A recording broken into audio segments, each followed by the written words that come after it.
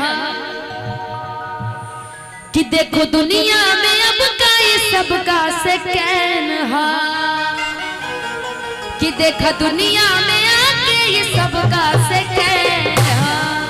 कि यार हमार वर्जेरी के पहना यार हमार वर्जेरी के पहना दुनिया में सबका ही है से कैन हा दुनिया में जाके ये सब से कैन हा लवर हमार वर्जेरी के पहना यार हमार वर्जेरी के पहना हर सान होला हर हर गमछा हर सान होला हर हर गमछा हर हर गमछा हो हर हर गमछा सबके मचैले बाई हो त खर्चा सबके हिलौले बले के ही खर्चा दुनिया के सबका ही के आगे पहनवा बाकी दुनिया तो सबका ही सबके आगे पहनवा यार हमारो वर्जेरी के पहनवा यार हमार वर्जेरी के पहनवा जैसे बिल्डिंग में जरूरत पावे बालू के हो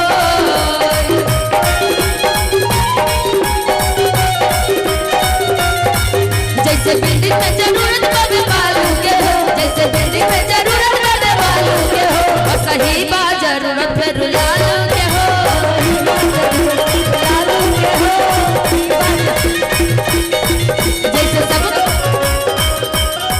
जैसे सबके जरूरत बचावो के हो जैसे सबके जरूरत बचावो के हो और सही बा जरूरत मधेपुरा में जरूरत गौतम बाबू के हो मधेपुरा में जरूरत गौतम बाबू के हो सबका के ई हो तो करे सम्मान हो सबका के ई हो तो करे सम्मान हो सबरे लाई कमल के पाड़े ई जान हो सबरे लाई कमल के पाड़े ई जान हो बाड़े ई जान देख बाड़े ई जान हो जैसे सब्जी में जरूरत पवे चालू के हो जैसे सब्जी में जरूरत पवे आलू के हो मधेपुरा में जरूरत पावे मधेपुरा में जरूरत पावे मधेपुरा में जरूरत गौतम बाबू के हो मधेपुरा में जरूरत गौतम बाबू के हो मधेपुरा में जरूरत गौतम बाबू के हो मधेपुरा में जरूरत गौतम बाबू के हो मधेपुरा में जरूरत गौतम बाबू के हो मधेपुरा में जरूरत गौतम बाबू के हो एक लाइन एक लाइन हमारे गौतम भैया के यही है जैसन सोचले रहनी ओइसन गौतम भैया हमके बारे त जैसन सोचले रहनी ओइसन गौतम जी मोर बारे हर नेता बेजोड़ बारे कहना है मधेपुरा जिला में चली न केकरो रीति चली न केकरो रीति चली न केकरो कि ए गौतम भैया जी ए गौतम भैया जी ए गौतम भैया बस चलाई अपन नीति जनता कभी इलेक्शन दौड़े जीती गौतम भैया जी चलाई अपन नीति जनता कभी हर इलेक्शन दौड़े जीती कहना है होके तैयार लड़े के तुनो बार कोनो नेता टीक न पाई होके तैयार लड़े के तुनो बार कोनो नेता टीक न पाई और क्या मधेपुरा में झंडा कि अब की इलेक्शन जीती हो गौतम कृष्ण जैसन भाई अब की इलेक्शन जीती हो गौतम कृष्ण जैसन भाई अब की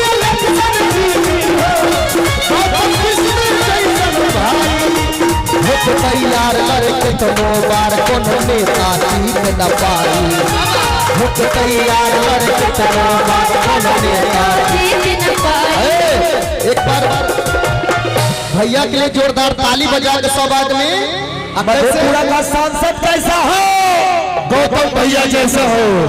अब की इलेक्शन जीती हो गौतम कृष्ण जैसा न भाई। अब की इलेक्शन जीती हो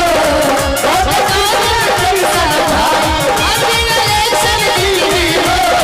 गौतम कृष्ण जैसा भाई। अब की इलेक्शन जीती हो गौतम कृष्ण जैसा भाई। अब की इलेक्शन जीती हो गौतम कृष्ण जैसा भाई।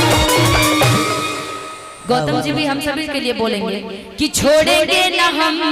तेरा साथ तो साथी मरते दम। छोड़ेंगे न हम तेरा साथ तो साथी मरते दम।